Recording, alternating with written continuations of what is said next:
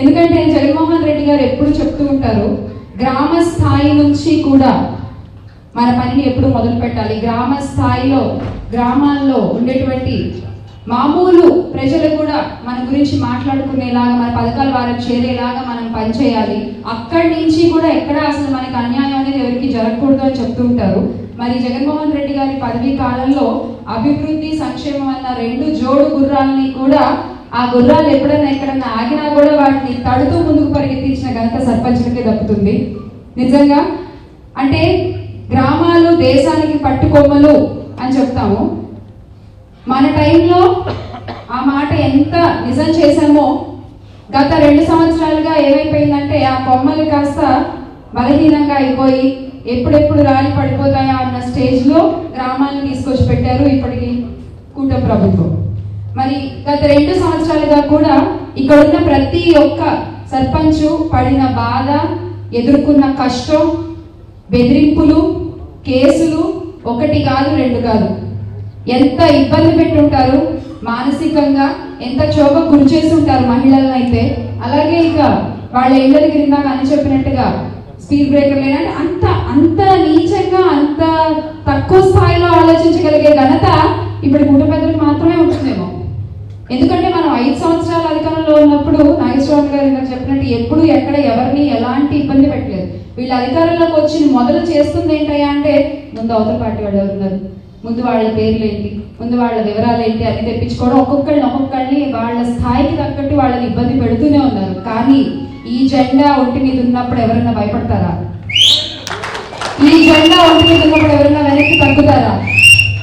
అది పదవి ఉన్నా పదవి లేకపోయినా ఈ జెండా ఉన్నంత వరకు మనం ముందుకు పరిగెడుతూనే ఉంటాము. మన జగన్మోహన్ రెడ్డి గారి ఆశయాలను ప్రజల్లోకి తీసుకెళ్తూనే ఉంటాము. వారు ఆకాంక్షించినట్టుగా మన అందరం కూడా గ్రామ స్థాయి దగ్గర నుంచి మన పార్టీని బలోపేతం చేసుకుంటూనే ఉంటాము. అవునా కదా? ఈ రోజుతో మీకు పదవి విరమణ అయిపోతుంది, సన్మానం చేస్తున్నారు అన్నట్టు కాకుండా నిజంగా ఈ రోజు జగన్మోహన్ రెడ్డి గారు చేసినటువంటి మంచి కార్యక్రమాలని పదే పదే ప్రజలకు గుర్తు చేయవలసినటువంటి బాధ్యత ఇక్కడ ఉన్న ప్రతి ఒక్కరికి ఉందని మీ అందరికీ కూడా ఈ సభాముఖంగా మరొకసారి నా తరఫు నుంచి కూడా గుర్తు చేస్తున్నాను మీ అందరికీ. ఎందుకంటే ఇక్కడ ఇందాక మహిళలు ఎంత చక్కగా మాట్లాడారు అసలు. అంటే ఒక సామాన్య గృహిణి మనసులోంచి వచ్చిన మాటలు అవి. సర్పంచ్గా ఆవిడ తర్వాత కానీ అంతకుముందు ఒక సామాన్య గృహిణిగా ఆవిడకి తెలుసు ఏ ప్రభుత్వం ఎలా పనిచేసింది, ఎవరి ప్రభుత్వంలో ఎవరు ఎలా ఉన్నారు అన్న విషయం. ఎంత చక్కగా మాట్లాడారమ్మా మీరు. ఒకసారి ఆవిడ గట్టిగా చెప్పండి. అలాగే ఈ రోజున హైదరాబాద్లో ఏబిఎన్ ఆంధ్రజ్యోతి ఆఫీస్ దగ్గర మన శాంతియుతంగా మహిళలపై కించపరుస్తూ, మన నాయకుల కుటుంబాలని కించపరుస్తూ మాట్లాడినటువంటి వ్యాఖ్యలు నిరసిస్తూ మన వైఎస్ఆర్ కాంగ్రెస్ పార్టీ నాయకులు నిరసన తెలియజేస్తుంటే మన ఎమ్మెల్యేని, గౌరవ ఎమ్మెల్యే తాడిపత్రి చంద్రశేఖర్ అన్న గారు, ఎర్రగొండపాలెం ఎమ్మెల్యే ఆయన్ని ఒక పోలీస్ అధికారి ఎంత దారుణంగా ఇలా గొంతు పట్టుకుని ఈడ్చుకుంటూ వెళ్తున్నారంటే నిజంగా వాళ్ళు ఏం చెప్పాలనుకుంటున్నారు ఈ సభ్య సమాజానికి? ఒక చర్యతో నాకు అర్థం కాదు. ఇందాక అన్నగారు అన్నట్టు నిజంగా పోలీస్ వ్యవస్థ కూటమికి కొమ్ము కాస్తుందా అన్న దానికి ఈ రోజు జరిగిన సంఘటన ఒక ఉదాహరణ. ఈ రోజు ఆ కార్యక్రమంలో నేను కూడా పాల్గొనాలి, మనం ఇక్కడ ఉండడం వల్ల అక్కడికి వెళ్ళలేకపోయాను. కానీ ఎంత అన్యాయం అంటే మహిళలకి ఈ రోజు గౌరవం లేదు. ఇక రైతుల సంగతి అయితే మనం మర్చిపోవచ్చు. అసలు ఈ రోజున ఏ రైతు కూడా, పొగాకు రైతు దగ్గర నుంచి, మిర్చి రైతు దగ్గర నుంచి, వరి రైతు దగ్గర నుంచి ఎవరు కూడా సంతోషంగా లేరు ఈ కూటమి ప్రభుత్వంలో. ఇక విద్యార్థులు అంటారా, పాపం చదువుకున్న పిల్లలు, మనం గవర్నమెంట్లో ఉన్నప్పుడు నేను కూడా చదువుకోవచ్చు, నేను కూడా ఇంగ్లీష్ మీడియం చదువుకోవచ్చు అని ఆశలు మనం రేకెత్తిస్తే ఆ ఆశలపై నీళ్లు చల్లిన ప్రభుత్వం ఈ కూటమి ప్రభుత్వం. ఈ రోజున రాష్ట్ర ప్రజలందరి మనసుల్లో కూడా ఒకటే మాట, వాళ్ళందరికీ జగన్ నామమే ప్రియం. బడుగు బలహీన వర్గాలకైతే జగనన్న పేరే అభయం. ప్రస్తుత కూటమి నాయకులకి జగనన్న పేరు వింటే భయం. ఇక 2029లో ఈ ప్రభుత్వం మారి జగన్మోహన్ రెడ్డి గారు ముఖ్యమంత్రిగా ప్రమాణ స్వీకారం చేయడం ఖాయం. ఖచ్చితంగా మీరు ఎన్ని ఇబ్బందులు పెడతారో పెట్టుకోండి, ఎన్ని తప్పులు చేస్తారో చేసుకోండి. శిశుపాలుడు తప్పులు శ్రీకృష్ణుడు లెక్కెట్టినట్టుగా జగన్మోహన్ రెడ్డి గారు మీ ప్రతి తప్పులు లెక్క పెడుతూనే ఉన్నారు. ఆ తప్పుకి తగ్గట్టుగా శిక్ష మీకు వేస్తారు. ఆ దేవుడు కూడా ఈసారి జగనన్న వైపే ఉన్నారు. ఎందుకంటే లడ్డు అని చెప్పి బురద చల్లాలనుకున్నారు. ఏం చేశాడండి వెంకటేశ్వర స్వామి? వాళ్ళ చరిత్ర పుటల్లో వాళ్ళు చేసిన అన్ని తప్పులు, వైఎస్ఆర్ గారి హయం నుంచి వాళ్ళు చెప్పిన అబద్ధాలన్నింటినీ ప్రజలకు అర్థమయ్యేలాగా ముందుంచారు. అలాగే నిన్నటికి నిన్న మావికం మీద బురద చల్లే ప్రయత్నం చేశారు. కానీ వీళ్ళు ఎంత బురద చల్లే ప్రయత్నం చేసినా కూడా ప్రజలు దాని గురించి ఇంకా ఇంకా ఇంకా ఇంకా తెలుసుకుంటూ ఆ పేరుని జనాల్లోకి తీసుకెళ్ళంటే అయింది తప్ప మీరు జగన్మోహన్ రెడ్డి గారు చేసినటువంటి ఆలోచనని చంపేమని మీరు సంబరపడుతున్నారేమో కానీ కాదు. ఇంకా ఇంకా ఇంకా ఇంకా జనాల్లోకి వెళ్ళింది. దాని గురించి అందరూ తెలుసుకుంటున్నారు, అందరూ మాట్లాడుకుంటున్నారు. ఈ రోజున మీరు ఎంత చెడు చేయాలని చూసినా అది వైఎస్ఆర్ కాంగ్రెస్ పార్టీకి దేవుడి దయ వల్ల మంచి జరుగుతోంది.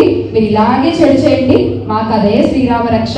ఖచ్చితంగా మళ్ళీ మీరు చేసిన చెడే జగన్మోహన్ రెడ్డి గారిని గెలిపిస్తుంది అని చెప్పి మరొకసారి మిమ్మల్ని హెచ్చరిస్తూ గుర్తు చేస్తూ, ఇక కాలువ నాగేశ్వరరావు గారి గురించి 2 మాటలు చెప్పాలి. నాకు పుట్టింటికి అత్తింటికి కూడా సంబంధించినటువంటి వ్యక్తి కాలువ నాగేశ్వరరావు గారు.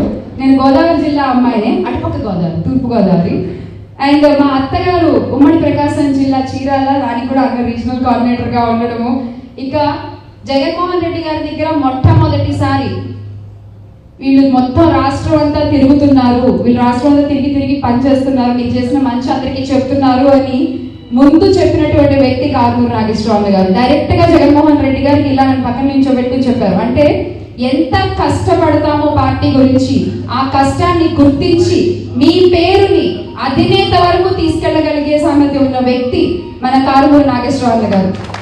ఈ విషయాన్ని ప్రతి ఒక్కళ్ళు కూడా గుర్తుపెట్టుకోవాలి. నిజాయితీగా కష్టపడే వాళ్ళని కారుమూరి నాగేశ్వరరావు గారు ఎప్పుడు భుజం తట్టి ప్రోత్సహిస్తూనే ఉంటారు. కాబట్టి దీన్ని ఒక ఉదాహరణగా తీసుకుని మీరు ఎంత పని చేయగలరో అంతా పని చేయండి, ఎంత కష్టపడగలరో అంతా కష్టపడండి.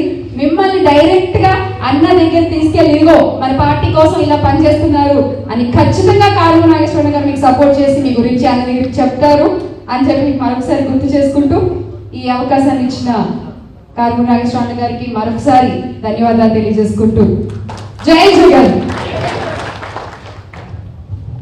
చక్కగా అన్ని విషయాలు చెప్పారు. అవి మరి అలాగే నిజంగా కూడా అవి కష్టపడుతున్నారు, తిరుగుతున్నారు. ఒక టీం ప్రకారంగా నేను ప్రకాశంలో 3-4 ప్రోగ్రాంలో ఆవిడ ఎదురుపడకపోవడం జరిగిందని చెప్పి తెలియజేస్తూ, నిజంగా ఈ ఆంధ్రజ్యోతి రాధాకృష్ణ, ఈ రాధాకృష్ణ తణుకులో చాలా మందికి అతని గురించి కూడా తెలుసు.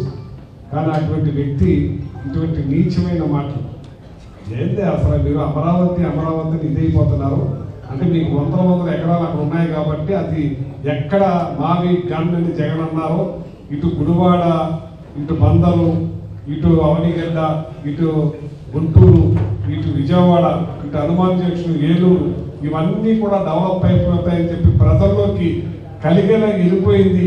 ఇంత పెద్ద ఎత్తున ఇంత ఏరియా కూడా డెవలప్ అవుతుంది, కనెక్టివిటీ ఉంది.